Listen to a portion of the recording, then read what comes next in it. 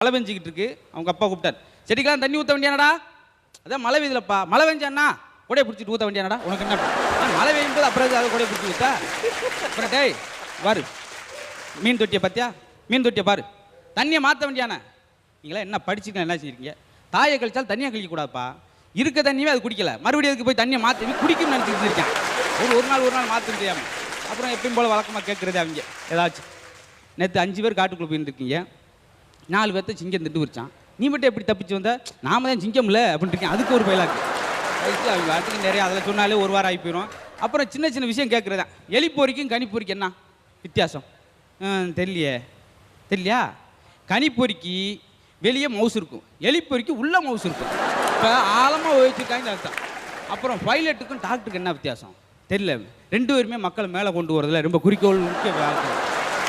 இன்னும் நம்ம மேடை நிகழ்ச்சியில் நிறையா பண்ணுவோம். எல்லாம் பெரியவங்களாம் மேடை நிகழ்ச்சி